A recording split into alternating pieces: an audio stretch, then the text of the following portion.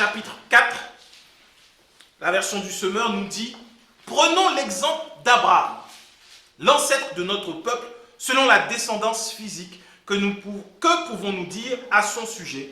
Quelle a été son expérience ?»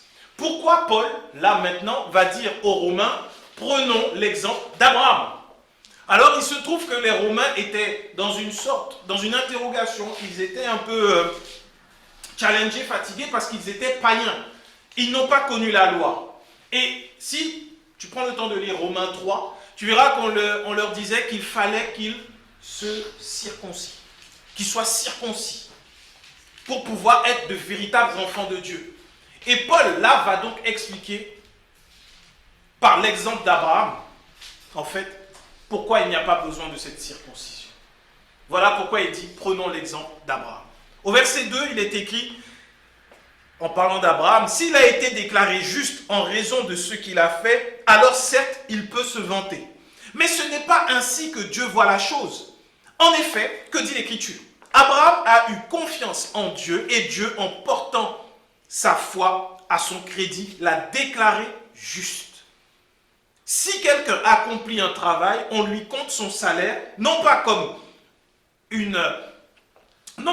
si on lui faisait une faveur, mais d'après ce qui lui est dû. Et si quelqu'un n'accomplit pas d'œuvre, mais place sa confiance en Dieu, qui déclare juste les pécheurs, Dieu le déclare juste en portant sa foi à son crédit. Que dit ici l'apôtre Paul? Il est en train de parler d'Abraham et de dire que si Abraham avait été justifié par ses œuvres, alors il n'aurait pas été justifié par la foi, il n'aurait pas expérimenté la grâce, il n'y aurait pas eu question de foi. Il n'aurait donc pas été appelé le père de la foi.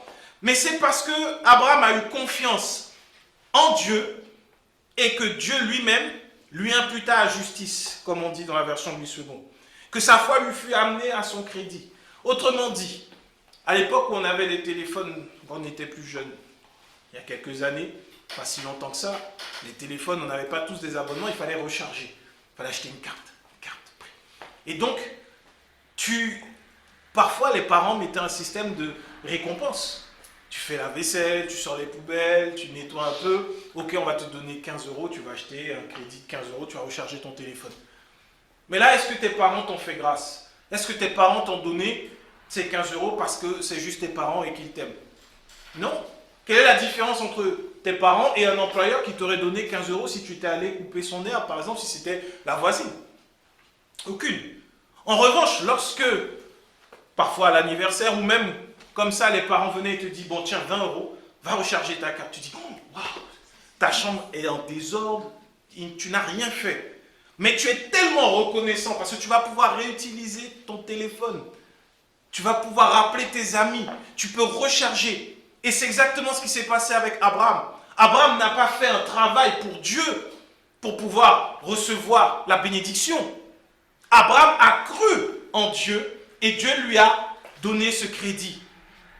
C'est comme ça que la foi fonctionne. C'est croire en Dieu jusqu'au bout. Et c'est ce que Paul nous explique. La foi nous permet de recevoir la grâce de Dieu, non pas les œuvres. Abraham n'a pas fait ce qu'il a fait, ce qu'on a vu dans la parole. Il ne l'a pas fait parce qu'il pensait recevoir de Dieu, il l'a fait parce qu'il croyait en Dieu. Parce que Dieu lui avait dit, je ferai de toi une grande nation. Je ferai de toi le père d'une multitude. Dieu a changé son nom. Et pourtant, Abraham a vu les années passer, rien n'a changé. Il a vu son corps vieillir, il a vu sa femme vieillir, rien n'a changé. Jusqu'au temps marqué par Dieu. C'est ça la foi. Et donc Abraham n'a pas agi parce que parfois on peut enseigner qu'il faut faire. Il faut démontrer que tu es quelqu'un de spirituel par tes prières. Donc il doit te lever tous les matins et prie. Prie. Mais cette prière-là, ce que tu recevras après cette prière ne sera pas une grâce. Ce sera pour un travail dû et sera donc limité. Parce que dans la grâce, il n'y a pas de limite, c'est illimité. Dans la grâce, c'est le Seigneur qui donne par amour. Non pas parce que c'est un dû. C'est par amour qu'il donne. Donc quand tu te lèves et que tu pries juste parce que tu aimes Dieu et parce que tu sais que c'est ton papa et que tu le fais avec joie, alors à ce moment-là, ce qu'il va te donner va dépasser ton entendement. Il va donner au-delà de ce que tu peux penser, imaginer. C'est ça la grâce de Dieu. C'est ainsi que Dieu fonctionne. Donc, C'est bien de vouloir faire à l'église, mais ne le faisons pas pour recevoir, faisons parce que nous avons reçu. C'est comme ça que ça marche avec les dîmes. Beaucoup disent, oui, il faut donner la dîme à l'église, mais beaucoup le disent parce qu'ils veulent que les loyers soient payés. Et si l'église est grande, les salaires également. Ce que Dieu veut, c'est que l'on puisse, comme Abraham justement. Abraham a d'abord été se battre contre les rois. Il a eu la victoire. Et sur son chemin, il a rencontré une image de Christ qu'on appelle Melchisédek. Et Melchisédek va donner à Abraham du pain et du vin. Va le bénir. Et c'est après qu'Abraham ait reçu la bénédiction de Melchisédek qu'il va lui donner la dîme de tout. C'est après avoir reçu. Donc autrement dit, quand on veut persévérer dans la dîme, il faut le faire parce qu'on sait que ce qu'on a reçu vient de Dieu et non pas qu'on le fait parce qu'on compte recevoir quelque chose de Dieu. Si on donne dans le but de recevoir, on ne va jamais rien recevoir. On sera surendetté chronique. Mais si tu donnes parce que c'est par amour, parce que tu sais que ta ressource ne vient pas de ton travail, mais qu'elle vient de Dieu, parce que c'est Dieu qui t'a donné le souffle pour aller travailler. C'est Dieu qui t'a donné l'intelligence pour utiliser les instruments. C'est Dieu qui t'a donné l'habileté avec tes mains et qui t'a donné le cerveau qui te permet de faire tout ce que tu fais. Et donc, en retour, il utilise un employeur pour te donner ce que lui veut te donner. Mais et encore, cet employeur n'est là que pour pouvoir satisfaire aux besoins naturels. Mais Dieu va donner au-delà. Parce que tu vas continuer à avoir la santé pour continuer d'aller travailler. Tu vas continuer à voir sa grâce se déployer. Tu vas pouvoir vivre, malgré qu'on parle de crise, tu vas continuer à vivre d'une façon excellente parce que Dieu, il est là. C'est là ce qu'il donne. C'est ainsi que la foi fonctionne. Et ça a été rendu possible par Jésus-Christ. Quand on regarde le verset 6 de Romains 4, il est écrit, David exprime aussi de la même manière le bonheur de l'homme que Dieu déclare juste, sans qu'il ait produit d'œuvre pour le mériter. Heureux ceux dont les fautes ont été pardonnées et dont les péchés ont été effacés. Heureux l'homme au compte de qui le Seigneur ne porte pas le péché. Heureux. Dieu a permis que David prophétise et dise heureux celui à qui on a pardonné ses péchés, sans qu'il n'ait rien fait pour le mériter. Le véritable bonheur, on le trouve dans la grâce, pas dans la loi. Tu peux chercher dans la loi, il n'y aura personne qui sera dans le bonheur. On aura toujours la peur d'avoir le coup près qui tombe à un moment donné parce qu'on aura mal fait. Mais le véritable bonheur se trouve lorsque tu es dans la grâce, lorsque tu prends conscience que tu as été pardonné de tes péchés sans le mériter. C'est avec cette conscience qu'il faut marcher tous les jours, au quotidien. Je ne suis pas là parce que je suis bien, parce que je parle bien, parce que je connais la parole, parce que je prie. Non, c'est parce que j'ai reçu une grâce qui était méritée. Parce que je ne suis pas mieux que ceux qui sont encore dans le monde et qui ne connaissent pas encore Jésus. Mais Dieu a trouvé bon dans son amour de m'appeler. C'est cette pensée que l'on doit avoir. De réaliser que Dieu nous aime au point de faire que nous qui sommes ici, nous soyons aujourd'hui pardonnés par grâce. Que nous puissions recevoir la vie en abondance par grâce. On n'a rien fait pour le mériter. Ce n'est même pas nous qui avons décidé de dire oui à Jésus. C'est convaincu par le Saint-Esprit. Donc c'est vraiment le choix de Dieu. Amen. Le jour où l'ennemi veut te faire croire que Dieu ne t'aime pas, que Dieu est en colère contre toi, que Dieu est fâché pour tes mauvaises œuvres, sache que c'est un mensonge parce que Dieu t'aime. Il a décidé de te faire sortir des ténèbres pour t'amener à la lumière. C'est ce qu'il a décidé de faire. Le jour où tu as dit oui, je crois en Jésus-Christ, ce jour-là, le Saint-Esprit venait de te convaincre. Ce n'est pas un homme qui avait prêché un message éloquent, mais c'est l'Esprit de Dieu lui-même. Parce que le Père a dit, va, cette terre, elle est fertile maintenant. Je veux que du fruit sorte de cette personne. Je veux qu'elle soit sauvée. Je veux qu'elle ait part à la vie éternelle. Voilà la promesse de Dieu. L'héritage, la vie éternelle, ce n'est pas la vie sur terre. Ce n'est pas la vie sur terre. Il faut oublier les mensonges qui sont donnés, de croire que sur cette terre, on va briller, ce sera parfait, on va dominer, on va écraser. Ça, c'est des mensonges qui font que la foi n'est pas enracinée en Christ. Ce sont des mensonges qui nous détournent du Père. Sur la terre, nous sommes de passage. Et durant notre passage sur terre, nous devons avoir une vie qui correspond à celle des enfants de Dieu, afin que le monde qui est dans les ténèbres puisse voir la lumière et se dire, moi je veux ce qu'il a. Et ce que nous avons, c'est la vie éternelle. Alors, est-ce qu'il y a des moments où il y aura des difficultés? Mais bien sûr. Il y aura des combats, il y aura des difficultés, il y aura des maladies, il y aura des douleurs. Mais c'est la manière dont nous en sortirons qui fera que le monde dira, moi je veux ce qu'il a. Ça veut dire que nous ne sommes pas... Ça veut dire que le malheur va venir. Le malheur atteint souvent le juste. Le malheur va venir. Mais que faire? À ce moment-là, la foi, la grâce de Dieu nous soutient. Et c'est là que le monde va dire, cette personne, elle a quelque chose que moi je ne connais pas. Elle a quelque chose que moi je n'ai pas et je la veux. C'est la meilleure manière de témoigner de Christ. Je n'ai rien contre les campagnes d'évangélisation, c'est extraordinaire. Mais c'est encore plus puissant de voir qu'il y ait 4-5 personnes qui sont dans des endroits complètement différents. Mais que ces personnes-là, comme nous sommes nous aujourd'hui, que chacun d'entre nous, nous brillons partout où nous allons. Nous brillons non pas parce que nous disons Jésus tout le temps, parce que nous parlons en langue tout le temps, parce que nous allons imposer les mains aux gens. Non, parce que face au même défi, au même combat que le monde peut traverser, nous sommes dans une paix extraordinaire. Nous sommes dans une joie qui ne défaille pas. Et même lorsque nous avons des larmes, nous sommes encore capables de relever ceux qui sont à côté de nous. Parce que nous avons Jésus-Christ en nous. Voilà pourquoi Jésus a été envoyé. Non pas pour qu'on soit à l'aise dans des maisons avec des serviteurs, mais pour que nous soyons sur terre, que nous puissions passer sur cette terre et témoigner de sa grâce, témoigner de son amour, témoigner de qui il est. Au verset 9 de Romains 4, il est écrit, ce bonheur est-il réservé aux seuls circoncis? Le bonheur d'être pardonné de nos péchés est-il réservé aux seuls circoncis? Pourquoi? Parce que sous la loi, pour être pardonné, Dieu avait donné un moyen. Le monde ne connaissait pas ce moyen. Il avait établi un ordre. Les sacrificateurs, selon la lignée d'Aaron. Donc il y avait des sacrificateurs qui revêtaient des vêtements de sacrificateurs et ils avaient le droit d'aller dans la présence de Dieu et de recevoir les offrandes du peuple. Donc quand quelqu'un avait fait quelque chose de mal, la loi avait décrété quel type de sacrifice il fallait faire. C'était de la plus petite chose au plus gros méfait. Donc, je ne sais pas, tu as menti, tu as volé, tu as ramené des oiseaux ou un agneau et puis tu faisais un sacrifice. Si tu avais tué, tu étais lapidé. C'était toi le sacrifice. Et donc, ce moyen-là était donné au peuple d'Israël. Et ça permettait qu'année après année, leur péché était couvert par le sang des sacrifices, et puis ils pouvaient repartir sur une année. Donc c'était quand même une source de joie.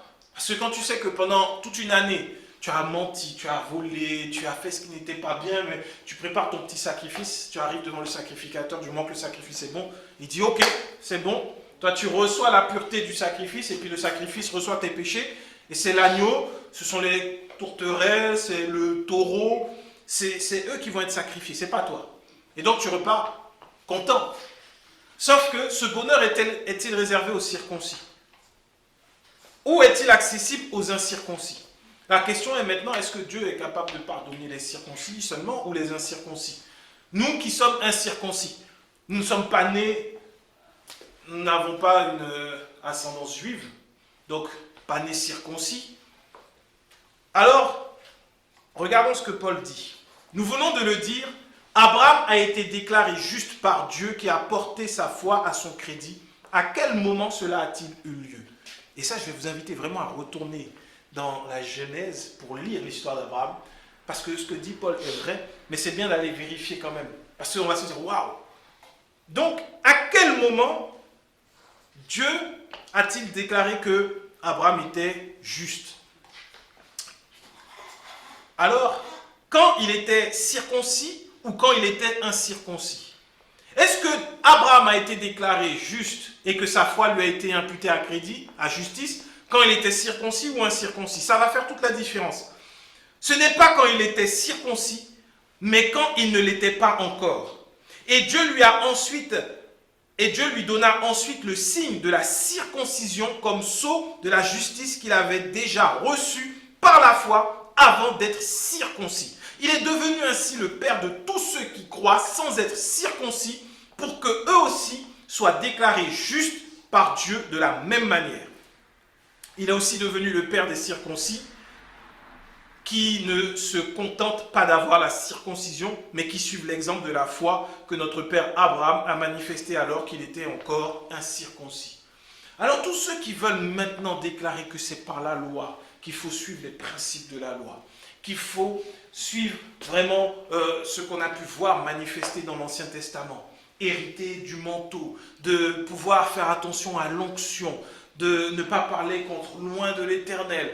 Et après, qu'est-ce qu'il y avait encore Enfin, il y a beaucoup de principes, de lois qu'on enseigne aujourd'hui. Non pas pour que le peuple puisse être justifié par la foi, mais pour qu'il puisse demeurer, et ça je le dis pleinement, qu'il puisse demeurer dans la servitude des hommes qui leur enseignent cette parole. Non pas pour qu'ils soient conduits à Christ, mais pour qu'ils soient sous la coupe des hommes qui enseignent la loi. Parce que quand on enseigne ça, alors le peuple est à notre merci. On en fait ce qu'on veut. On en fait ce qu'on veut. Et Abraham, le père de la foi, il a été justifié. Sa foi lui a été imputée à justice alors qu'il était incirconcis. Alors que la loi n'avait pas été donnée. Ça veut dire que Dieu préparait déjà le fait qu'il ait des peuples et des peuples, des enfants de Dieu qui ne soient pas issus de la lignée d'Abraham par le sang, mais qui soient issus par la foi. Aujourd'hui, tout incirconcis peut désormais dire que Dieu est son Père, parce qu'Abraham, incirconcis, a été justifié par la foi. C'est l'exemple pour nous-mêmes. Et après, la circoncision a été donnée comme signe. Et aujourd'hui, pour nous, la preuve que nous sommes désormais justifiés par la foi, c'est le Saint-Esprit. Car c'est lui qui vient faire une circoncision dans nos cœurs, au-dedans de nous. Il vient enlever ce qui est du malin. Il vient enlever ce qui n'est pas de Dieu dans nos cœurs, afin que nous puissions marcher comme enfants de Dieu. C'est là la preuve que nous avons. Donc, cette histoire de suivre la loi pour recevoir les bénéfices, les bénédictions de la part de Dieu, ce sont des mensonges qui mènent à la perte. Au verset 13, il est écrit « Car la promesse de recevoir le monde en héritage a été faite à Abraham et à sa descendance. Non pas parce qu'il avait obéi à la loi, mais parce que Dieu l'a déclaré juste à cause de sa foi. En effet, s'il faut être sous le régime de la loi pour avoir droit à cet héritage, alors la foi est sans objet et la promesse est annulée. Car la loi produit la colère de Dieu. Or, là où il n'y a pas de loi, il n'y a pas non plus de transgression. Voilà pourquoi l'héritage est promis à la foi. C'est pour qu'il soit un don de la grâce. Ainsi, la promesse se trouve confirmée à toute la descendance d'Abraham, c'est-à-dire non seulement à celle qui est sous le régime de la loi, mais aussi à celle qui partage la foi d'Abraham. Il est notre Père à tous. Moi, ce qui me fait craindre dans cette parole, c'est que Paul dit que la loi produit la colère de Dieu. La loi produit la colère de Dieu. Or, de nos jours, la loi est enseignée un peu partout dans les églises. Le modèle aujourd'hui des églises chrétiennes, c'est des églises légalistes, des églises où la loi règne. Sauf que la loi produit qu'une seule chose, la colère de Dieu. Alors que la foi nous permet d'hériter ce que Dieu a pour nous, la vie éternelle. Elle nous permet d'hériter des bienfaits de Dieu alors que nous sommes de passage sur terre. Ça, c'est par la foi. Alors que lorsqu'on nous dit que nous sommes enfants d'Abraham, mais que nous devons obéir aux principes de la loi, il y a là un mélange terrible. C'est un cocktail Molotov spirituel.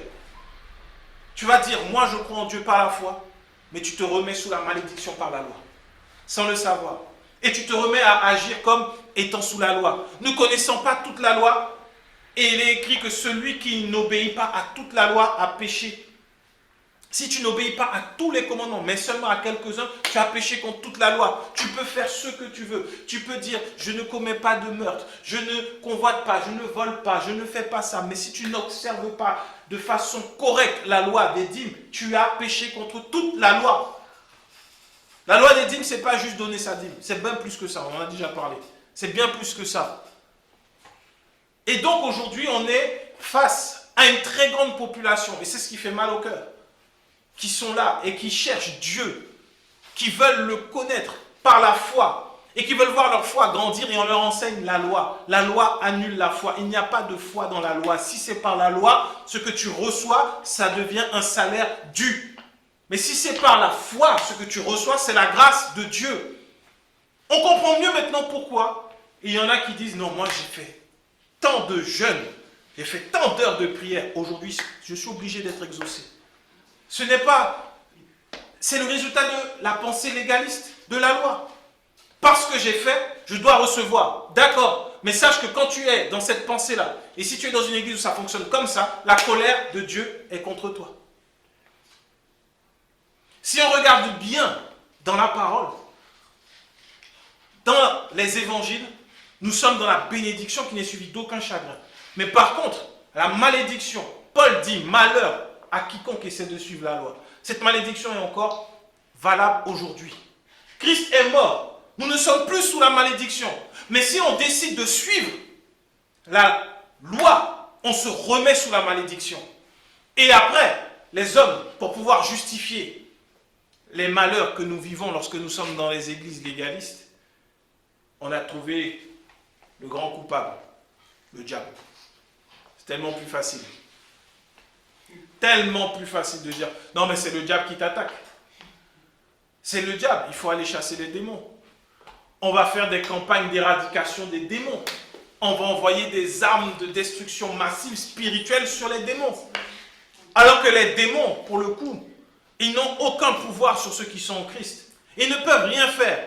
Ils n'ont de pouvoir que ceux qu'on va leur donner. Et quand on leur donne la loi, alors là, les démons disent, super, on avait faim. On va manger. On va manger tous ces légalistes. Parce que quand tu regardes dans la loi, dans l'Ancien Testament, à chaque fois, ils se sont tournés vers des faux dieux. Ils se sont tournés vers les Baals. Ils se sont tournés vers les Astartés. Ils se sont tournés vers les Molochs. Ils se sont tournés vers d'autres dieux. Et ils ont fait des abominations vis-à-vis de Dieu. Ils ont été adultères spirituellement vis-à-vis de Dieu. Pourquoi? Parce qu'ils n'arrivaient pas à suivre et observer la loi. Et ça provoque quoi? La colère de Dieu. Et au final, le peuple de Dieu est frappé, alors que papa, lui, veut les aimer. Dieu voulait les aimer, prendre soin d'eux, mais il se retrouvait frappé. Et c'est quand il y avait des milliers de morts qu'à ce moment-là, il disait, ok, on va revenir à Dieu, peut-être que c'est lui la solution. Et de nos jours, ce qui est triste, c'est que ça se passe encore. Ça se passe encore. Ceux qui sont enfermés sous la loi et qui, au début, cherchaient Dieu, cherchaient Jésus-Christ, se retrouvent maintenant à chercher l'argent, à chercher la notoriété, à chercher des grandes églises. Ils se sont détournés de Dieu. Ils ne sont plus sur la grâce, mais ils sont sur les effets de leur travail. Et ils attendent une récompense de Dieu. Mais ce qui va se passer, c'est qu'au final, c'est cette même colère qui va s'abattre. Voilà pourquoi Dieu permet qu'aujourd'hui, il y ait des âmes qui entendent la grâce. Parce qu'il faut parler à tous ces enfants qui ne mangent pas une nourriture saine, mais qui sont nourris par du poison, qui les tue petit à petit, qui les tue au fur et à mesure. C'est à nous à qui il parle de sa grâce, à qui il parle de la justification par la foi. C'est à nous de parler à ses frères et sœurs. C'est à nous de vivre la grâce de Dieu, de rester attachés à Jésus-Christ, plus que jamais. C'est à nous de tenir ferme. C'est à nous de dire, moi, mon Père spirituel, c'est Dieu. C'est à nous de dire, moi, tous ces enseignements-là, je n'ai rien contre aucun homme, mais ces enseignements-là, je les vomis, je les rejette, parce qu'ils ne sont pas la vérité. Parce qu'ils provoquent la malédiction dans ma vie. Ah oui, pourquoi? Qu'est-ce qui peut te faire te le prouver? Eh bien voilà les témoignages qui accompagnent ceux qui ont cru. La grâce de Dieu est venue et m'a relevé. Voilà ce qui s'est passé. Voilà pourquoi nous passons parfois par ces épreuves, par des difficultés. Parce qu'il faut pouvoir témoigner à d'autres qui sont dans la malédiction et de dire, j'en suis sorti par la grâce de Dieu. Avec Jésus, ça a été la fin des malédictions. Le tout n'est pas de dire Jésus, Jésus, Jésus, Jésus. Maintenant, Jésus, c'est devenu un mot qui est galvaudé. Tout le monde l'utilise à tort et à travers. Mais la foi même, l'œuvre de Jésus-Christ, qui est pure, qui ne peut pas être modifiée, qui ne peut pas être attribuée à un homme, qui ne peut pas être attribuée à des prières. Ce n'est même pas l'humanité qui a supplié Dieu d'envoyer Jésus-Christ. Est-ce qu'on a remarqué ça? À aucun moment la Bible nous dit que les hommes ont crié à Dieu d'envoyer un sauveur, d'envoyer Jésus. La Bible nous dit, et c'est Jésus qui le dit, car Dieu a tant aimé le monde qu'il a donné son Fils unique, afin que quiconque croit en lui ne périsse point, mais qu'il ait la vie éternelle. Car Dieu a tant aimé le monde. C'est Dieu qui a aimé le monde. Et aujourd'hui, par la loi, on veut nous faire croire que Dieu est celui qui va nous punir lorsque nous ne le faisons pas. Ou est celui qui fait que la bénédiction ne coule pas. C'est complètement faux. C'est pour cela que Jésus est venu. Lorsque l'on va à l'église, on ne va pas à l'église pour entendre un message de condamnation. On ne vient pas à l'église pour être culpabilisé. Ah oui, tu écoutes de la musique du monde, tu regardes des films, tu vas au cinéma, tu vas au théâtre, tu t'habilles mal, tu te comportes mal, tu parles mal, on ne fait qu'accuser. Est-ce que Dieu, quand il nous a convaincus d'accepter Jésus-Christ, il nous a accusés de la sorte? Souviens-toi le jour où tu as dit oui, j'accepte Jésus. Est-ce que dans ton cœur, à un moment donné, tu as entendu, parce que tu es en train de faire ça, tu iras en enfer si tu n'acceptes pas Jésus? À aucun moment. En tout cas, moi, je me rappelle que ce jour-là, le jour où le Saint-Esprit m'a convaincu, j'étais convaincu que si je n'acceptais pas Jésus-Christ, là, peu importe, c'était même pas une question d'œuvre, c'était une question de vie ou de mort. Si je n'acceptais pas, je savais que c'était la mort. Sans mettre l'accent sur mes œuvres, juste parce que là, c'était l'évidence qu'il fallait Jésus. Le Saint-Esprit vient nous convaincre de péché, de justice et de jugement. De péché parce que nous sommes éloignés de Dieu. De justice parce que le diable a déjà été jugé. De jugement parce que le diable a déjà été jugé. De justice parce que nous sommes justifiés en Jésus-Christ. Le Saint-Esprit vient faire cette œuvre-là en nous. Jésus est venu pour cela. À l'église, lorsqu'on vient à l'église, on doit ressortir de l'église avec encore plus d'amour pour Jésus-Christ. On doit ressortir de l'église avec encore plus de reconnaissance pour le Père. On doit ressortir de l'église en étant relevé, en étant encouragé, en ayant reçu la force que Dieu voulait nous donner à travers sa parole. On ne ressort pas de l'église en étant culpabilisé. On ne ressort pas de l'église avec des larmes en disant « Ah mon Dieu, c'est fini pour moi ». C'est fini pour moi parce que si je ne fais pas, c'est vrai, je ne prie pas, je ne jeûne pas, j'ai du mal à lire la Bible. Mais c'est pas ce que Dieu dit, c'est pas ce que Dieu veut. Dieu veut qu'on puisse entrer dans son amour. Rentrer pleinement dans son amour. Qu'est-ce qui aujourd'hui nous empêche d'entrer dans l'amour de Dieu? Rien du tout. Il est là, son cœur est ouvert. C'est un Père qui nous attend, bras ouverts. Il veut déverser son amour. Mais pour ça, il faut que notre foi soit sur le fait que ce ne sont pas nos œuvres. Pas nos œuvres, pas nos efforts. Arrêtons d'essayer de faire avec nos propres efforts. Et c'est le plus difficile. Le plus difficile, c'est de faire confiance à Dieu. C'est le plus difficile. Le plus facile, c'est si on te dit, à partir de maintenant, tu rentres dans un cycle de prière de tous les 21 jours, tu jeûnes. Et tu verras, au bout de 6 mois, tu auras ce que tu demandes à Dieu. Les gens vont le faire. Il y en a qui vont le faire sans même douter, ils vont aller jusqu'au bout. Ce ne sera pas évident, mais ils vont le faire. Pourquoi? Parce qu'il y a tellement besoin de quelque chose. Ils ont tellement besoin d'amour. Ils ont tellement besoin de savoir que Dieu est là avec eux. Ils sont prêts à faire. Alors que si on te dit à partir d'aujourd'hui, arrête de faire, fais confiance à Dieu. C'est tout. Ne fais plus rien. Ne fais plus rien. Ce que tu avais l'habitude de faire, ne le fais plus. Ce en quoi tu croyais hier, n'y crois plus. Crois seulement que Dieu t'aime et qu'il veut tout te donner. Et qu'en lui, tu as été pardonné. Crois ça seulement. Si tu le crois, tu recevras de lui. Tu recevras sans effort. Crois seulement. Abraham est le Père à tous. Il est notre Père à tous.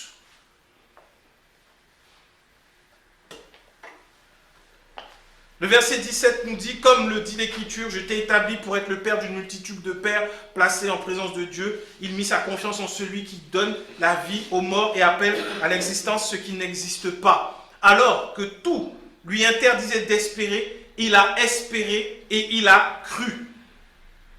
Je le redis encore. Alors que tout lui interdisait d'espérer, il a espéré et il a cru.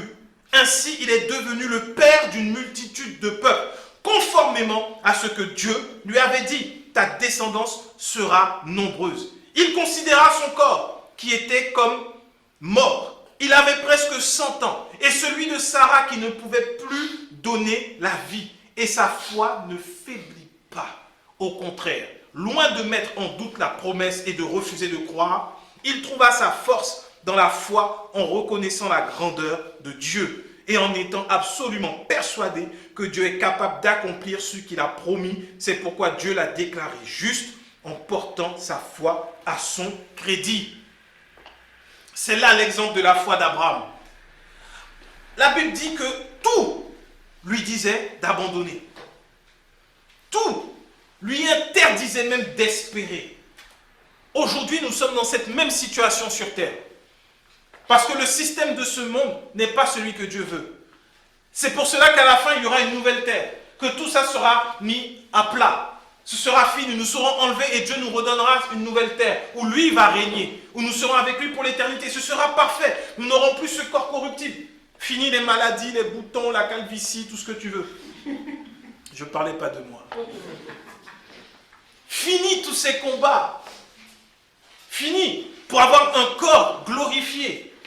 Un corps où Dieu est glorifié pleinement. C'est ce que Dieu voulait au début, mais le diable est venu mettre son grain de sel dedans. Dieu maintenant offre une porte de sortie à l'humanité qu'il a créée pour être avec lui dans cet endroit merveilleux qu'il nous prépare. Et aujourd'hui, dans ce monde, tout nous dit de ne pas croire en Dieu. Je n'ai rien contre la médecine, au contraire, gloire à Dieu que ça existe. Mais la médecine, quand même, quelque part, nous dit aujourd'hui, ça ne sert à rien de prier. Ça ne sert à rien de prier, va voir un spécialiste. Le spécialiste va trouver exactement le problème. Mais lorsque tu arrives devant le spécialiste dit, bon écoutez, je ne suis pas sûr, on va rentrer dans un protocole de test afin de définir quel est le véritable problème. Et à partir de là, on va ajuster la médication. Donc, il peut y avoir des effets secondaires. Ok. Et on va suivre, sans problème. Parce que c'est un spécialiste, parce qu'il a un diplôme. Je n'ai rien contre. Moi-même, j'ai été opéré du genou, donc le spécialiste a fait son travail par la grâce de Dieu. Par contre, par la foi, ma foi est sur Dieu. Par ses meurtrissures, nous sommes guéris. C'est ce que nous dit la parole. Et lorsque tout te dit de ne pas croire en ça, souviens-toi que Dieu a pris la terre et a créé l'homme. Donc lui, il ne va pas rentrer avec un protocole pour découvrir quelle est la maladie, quel est le problème. Il sait exactement où il se trouve, quelle en est sa source, quelle en est l'origine et comment le faire s'arrêter. Dieu sait exactement. Maintenant, la question c'est, mais pourquoi Dieu, pourquoi des fois ça, on ne guérit pas? Là, pourquoi ça arrive? Parce que des fois on est à l'église, on prie et tout. Ton attachement doit être en Christ. Ton attachement doit être en Christ. La guérison se manifeste également quand tu ne penses pas la mériter. C'est pas parce que tu crois, ah je mérite. La maladie vient, non, je mérite. Moi, je crois en Dieu. Là, tu vois que le système de pensée n'est pas sur la grâce, mais sur le mérite encore. Ah, mais je suis malade, mais Dieu a dit que celui qui croit, il va le sauver, il va le guérir, on reçoit la vie éternelle, on va être guéri. D'accord.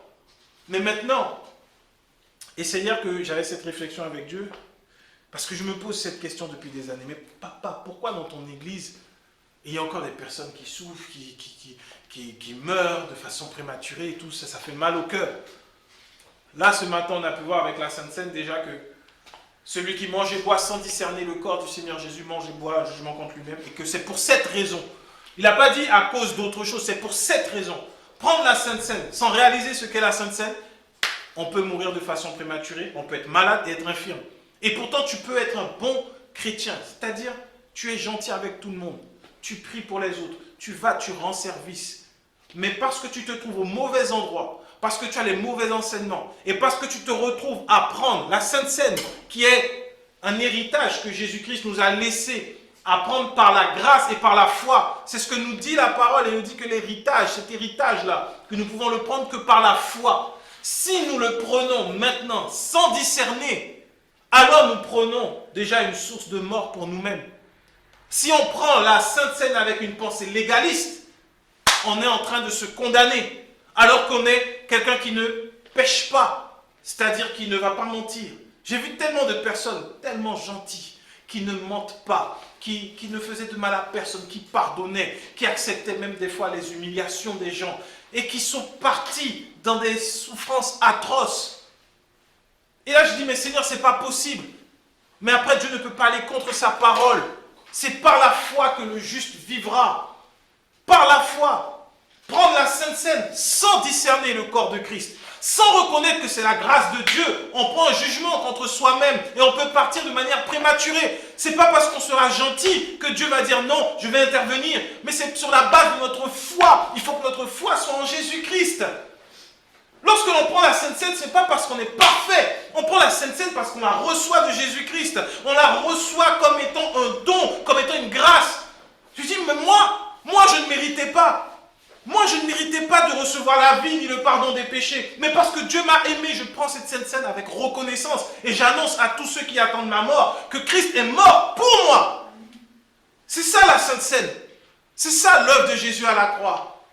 Mais lorsque on est là, qu'on croit à des mensonges, beaucoup trop de frères et sœurs, beaucoup trop d'enfants de Dieu meurent à cause de ce manque de foi au final.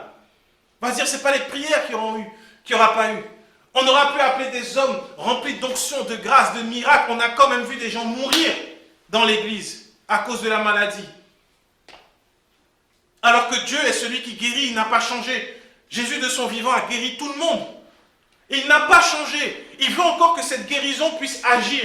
Et parce que l'homme est limité, parce que l'homme ne peut pas aller imposer les mains à tout le monde durant toute la vie, il a donné le saint repas. Tout le monde peut le prendre de chez lui. Tu t'assois, tu prends le corps et le sang de Jésus et tu reconnais que ça, tu ne méritais pas. Mais c'est la grâce de papa que tu manges maintenant. Et elle va agir. Le corps et le sang de Jésus vont agir. Parce que ton espérance n'est pas sur la terre. Parce que tu veux vivre pour quelle raison? Tu veux rester pour quelle raison? Pour voir tes enfants grandir? Pour aller au bout de ta carrière? Pour avoir une grande église? Pour quelle raison?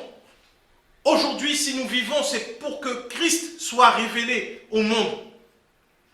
En ayant ce détachement du monde, justement. Nous sommes sur terre, limités dans un corps mortel. Non seulement nous prenons par la foi, mais en plus, nous nous détachons de ce monde. Nous nous détachons complètement de ce monde. Se détacher du monde, ce n'est pas dire « je n'aurai pas de voiture, je vais vivre avec des sandales en peau de bête, je vais aller dans le désert, j'aurai des vêtements faits en feuilles de lin. » Non, c'est pas ça.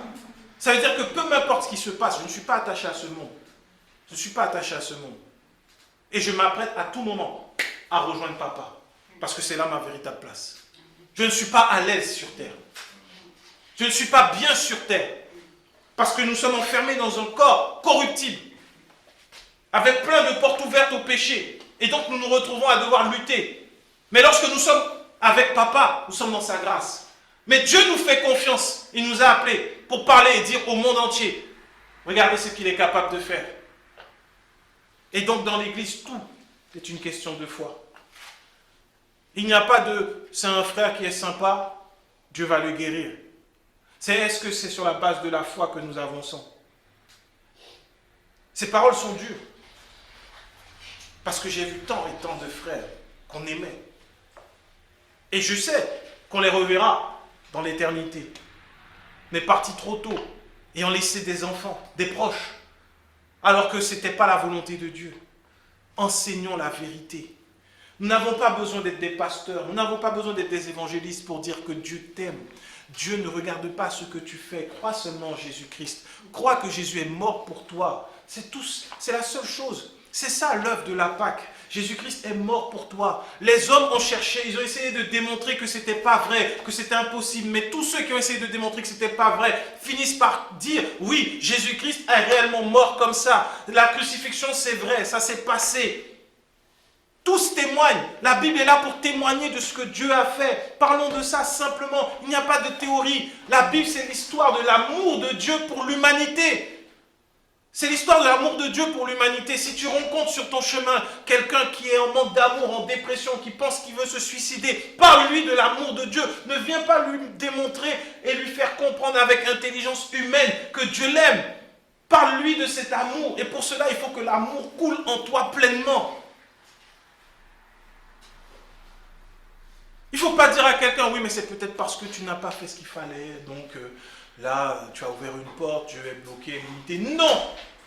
C'est une question de foi. Uniquement. Dieu veut le bonheur de ses enfants. Il n'est pas dans la joie de voir qu'on utilise le nom de Jésus pour perdre des âmes. On ne peut pas. Dieu n'est pas dans la joie. Dieu est dans la joie quand le nom de Jésus est annoncé pour que les nations sachent qu'il y a de l'espoir. Il y a de l'espoir. Nous ne sommes pas de cette terre. Cessons de prier pour voir la paix dans le monde, de voir que les hommes se réconcilient et que tout aille bien. Jésus-Christ a déjà dit que la fin des temps, ce sera de pire en pire. Qu'une nation se lèvera contre une autre nation, que des mères tueront leurs propres enfants, que des pères tueront leurs enfants, des enfants tueront leurs parents. On le voit aujourd'hui. C'est écrit. Est-ce que c'est une fatalité que nous devons le vivre? Non, justement. C'est parce que le monde va à son déclin que Dieu nous a mis sur terre pour que les hommes disent, ah là, il y a un endroit où je peux me retrouver, même si je suis sur terre, où je sais que je suis sauvé. Nous avons l'assurance du salut en Jésus-Christ. Une assurance. Là où il n'y a pas d'assurance du salut, c'est que Jésus-Christ n'est pas enseigné. Si tu dis, oui, mais parce que tu fais ça, tu n'iras pas au ciel. Non, annonçons la vérité. L'assurance du salut, nous l'avons en Jésus-Christ. Et lorsque la vérité est annoncée, alors on peut prendre le temps d'enseigner le peuple pour dire, lorsqu'ils ne savent pas, lorsqu'ils ne sont pas au courant, pour dire ça, tu vois, ça ne correspond pas à un enfant de Dieu. Ça ne correspond pas à un enfant de Dieu. Tu vois, le fait de voler, ça ne correspond pas à un enfant de Dieu. Maintenant que tu as accepté Jésus, non, moi je ne te juge pas, Dieu ne te juge pas. Mais par contre, là tu dois laisser le Saint-Esprit te conduire pour que tu ne fasses plus ce qui ne correspond pas à Dieu. Tout simplement. Mais en attendant, soyons cette nation, ces enfants magnifiques et beaux comme Dieu nous a fait, pour aller partout. Dieu nous a mis en nous cette lumière. Les hommes ne nous regardent pas parce que nous sommes mignons, nous passons, j'ai du succès. C'est pas ça. C'est la lumière qui est en toi qui les attire. Donne cette lumière. C'est pas toi que les hommes veulent. C'est Jésus-Christ qui vit en nous. Jésus-Christ.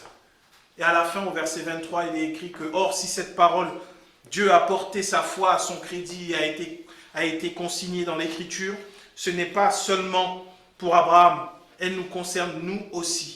Car la foi sera aussi portée à notre crédit, à nous qui plaçons notre confiance en celui qui a ressuscité des morts, Jésus, notre Seigneur.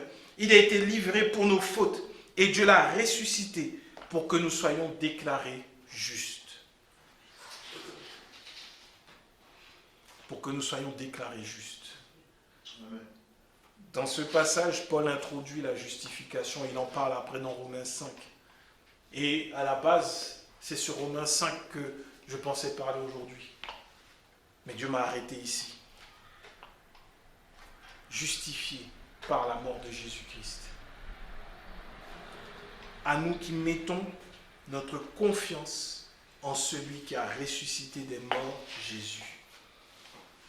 Où mets-tu ta confiance? Lorsque tu prends le temps d'analyser où tu mets ta confiance, tu verras pourquoi il y a des endroits où tu ne vis pas la grâce de Dieu. Il y a des endroits où subtilement tu mets ta confiance dans ta capacité à gérer les choses. Il y a d'autres endroits où tu mets ta confiance dans ta capacité à prier. Ou dans ta capacité à pouvoir marcher. Est-ce que tu mets ta confiance tous les jours en Dieu? Quand tu te lèves, avant de prier ou quoi que ce soit, est-ce que tu es conscient que c'est par la grâce de Dieu que tu peux juste ouvrir les yeux sur terre? Est-ce que tu es conscient que même parler, c'est la grâce de Dieu? Est-ce que tu es conscient? Est-ce que ta confiance est en Dieu, celui qui a ressuscité Christ des morts? À tout moment. Voilà ce qui nous fait marcher sur terre. Et le juste vivra par la foi. Et mon juste vivra par la foi. C'est ce que Dieu a dit. Sur cette terre, que rien ni personne ne nous détourne de la grâce de Dieu. Sauvés par grâce. C'est pour cela que Jésus est venu. Et nous allons voir la semaine prochaine, par la grâce de Dieu, cette œuvre, comment elle s'est manifestée de façon extraordinaire. Amen.